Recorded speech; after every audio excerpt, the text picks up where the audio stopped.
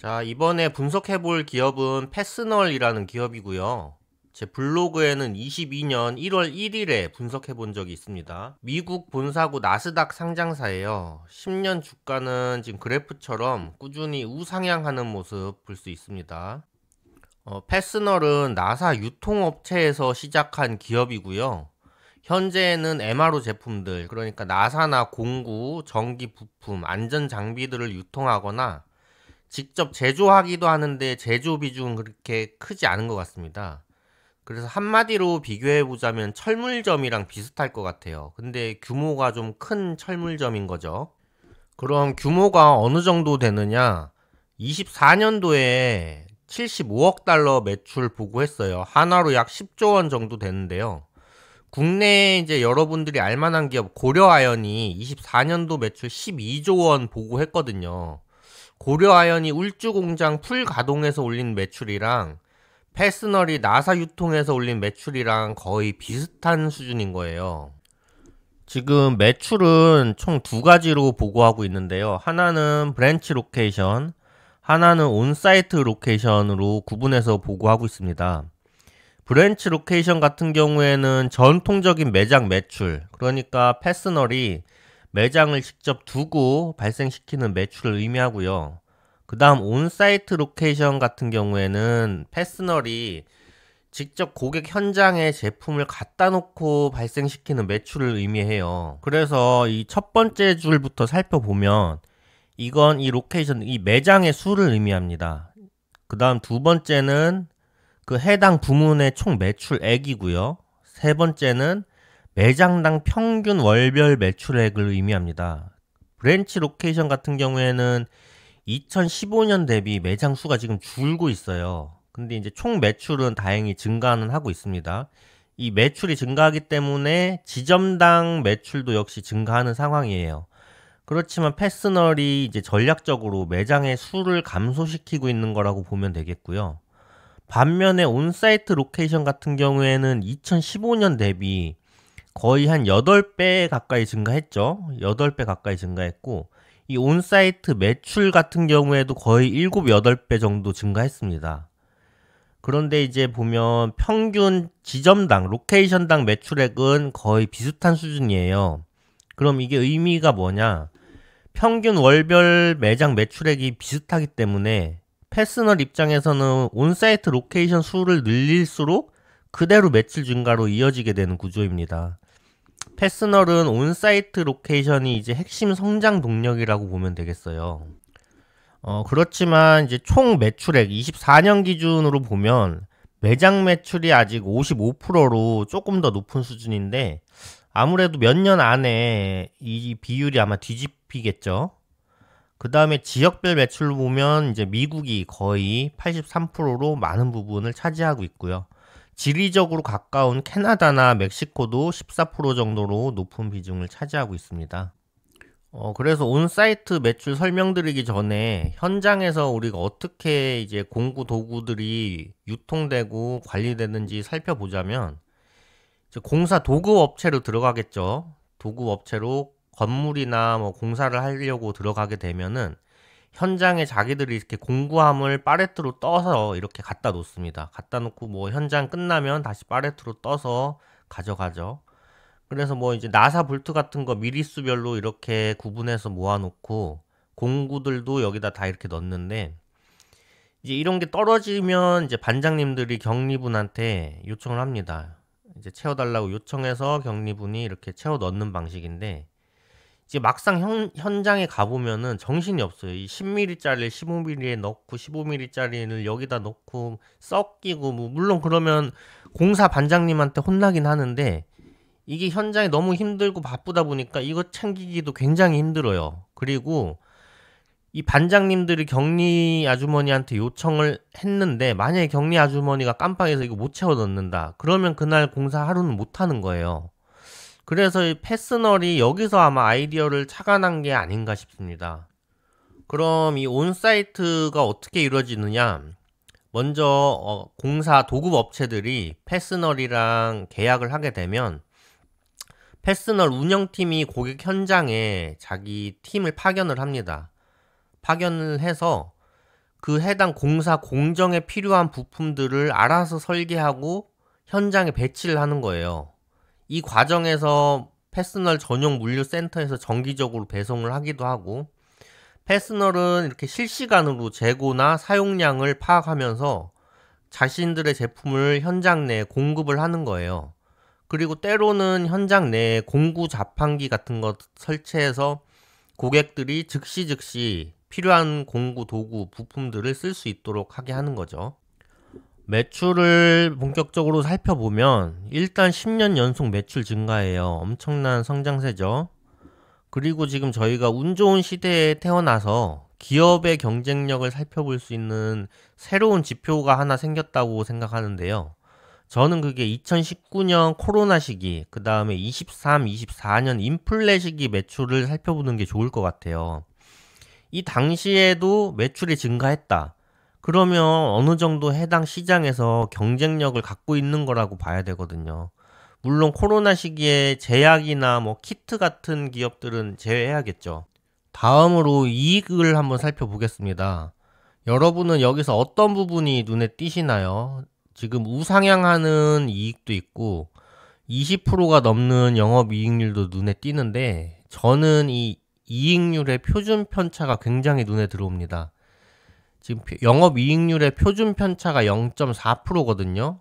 이게 무슨 의미냐면 패스널 같은 경우에는 지금 10년 연속 매출 증가하기 때문에 매출이 증가할 때 영업이익률은 이 10년 평균 영업이익률 20.4%에서 플러스 마이너스 0.4%밖에 차이가 안 난다는 거예요. 그만큼 원가가 증가할 때 패스널은 판매 단가의 그 원가 증가분을 전가시킴으로써 이익률을 계속 유지를 할 수 있는 거죠. 그리고 패스널이 판매 단가를 증가시켰음에도 매출이 증가한다는 건 고객들이 떠나지 않는다는 거거든요. 그만큼 시장 지배력이 있다고 봐야겠습니다. 그리고 이 영업이익률 자체도 마찬가지예요. 평균이 20%인데 유통업에서 영업이익률 20%를 기록한다. 정말 흔치 않은 기록이거든요. 그래서 한번 생각해 봐야 될 게, 그럼 패스널을 그냥 일반 유통기업으로 분류하는 게 맞느냐? 제가 볼 때는 패스널은 유통업보다는 새로운 서비스업을 개척했다고 보는 게 맞을 것 같아요. 이 온사이트 로케이션 매출이라는 그 새로운 부분을 창출해낸 거거든요. 서비스를 창출해낸 거죠. 그럼으로써 이렇게 높은 20%대의 영업이익률을 유지하고 있는 거라고 저는 생각을 하고 있습니다. 다음으로 재무상태표 한번 살펴보면 지금 10년 평균 부채 비율은 40%, 그 다음 유동 비율은 475%로 굉장히 우수한 수준이고요. 일반적으로 우리가 부채 비율은 100에서 200% 정도면 안전한 수준이라고 보고 있고요. 유동 비율 같은 경우에도 200%, 그러니까 유동 부채 대비 유동 자산이 2배 정도는 많아야 안전한 유동성을 확보하고 있다 정도로 해석하고 있는데, 패스널 같은 경우에는 재무 구조에서 굉장히 안정적인 모습을 보여주고 있습니다. 24년도 기준 자산 부채 한번 살펴볼게요. 자산은 매출채권, 재고자산, 유형자산, 이 세 가지가 큰 비중을 차지하고 있는데, 매출채권과 재고자산은 1년 이내에 현금화될 가능성이 크기 때문에 유동자산으로 분류하고 있습니다. 그래서 현금, 매출채권, 재고자산, 이 유동자산이 자산의 큰 비중을 차지하고 있어서 자산 구성에서 상당히 좋은 모습이고요. 그 다음에 부채를 살펴보면 매입 채무, 미지급 보상, 그 다음 기타 비유동 부채가 많은 비중인데, 부채를 볼 때 살펴봐야 될 부분은 차입금 부분입니다. 당연히 차입금이 많이 있으면 부채의 구성이 좋지 않다는 거겠죠. 미국 같은 경우에는 이제 우리나라랑 다르게 차입금 하면은 우리는 이제 은행 차입금 생각하시는 경우가 많은데, 미국은 대부분 사채 발행을 많이 합니다. 회사채 발행을 많이 해서 패스널 같은 경우에도 이 차입금 부분은 거의 다 회사채 발행 부분이에요. 그런데 부채 자체에서도 차입금의 비중이 20% 이내로 그렇게 크지 않습니다. 자산이나 부채나 그 구성 자체도 좋은 상황인 거예요. 자, 그 다음은 자본적 지출 비율 한번 살펴보겠습니다. 워렌 버핏이 주주서한이나 아니면 다른 책들에서 언급한 내용들을 살펴보면 보통 40에서 60% 이하의 기업들을 찾아라 이런 말들을 했었거든요. 패스널 같은 경우에는 지금 10년 누계 자본적 지출 비율이 22.9%입니다. 이게 무슨 의미냐면 10년 누계 당기순이익 대비 매년 평균 22.9%에 해당하는 금액만을 건물이나 생산 설비 등 유형자산, 그 다음에 기업 인수에 사용했다는 거거든요. 그만큼 적은 금액을 지출하면서도 충분한 당기순이익을 창출해내고 있다. 이렇게 보시면 될 것 같습니다. 그리고 또 제가 눈에 띄는 부분이 기업 인수 부분이거든요. 2021년 이후에 기업 인수합병으로 지출된 현금이 없어요. 이 생산설비 유형자산에 대한 자본적 지출은 패스널 같은 경우에 없을 수가 있어요. 왜냐하면 직접 제조의 비중이 크지 않고 유통 서비스업들은 이런 생산설비가 크지 않기 때문에 이 건물에 대한 유형자산 자본적 지출은 없을 수 있습니다. 그런데 이 기업 인수는 다르거든요.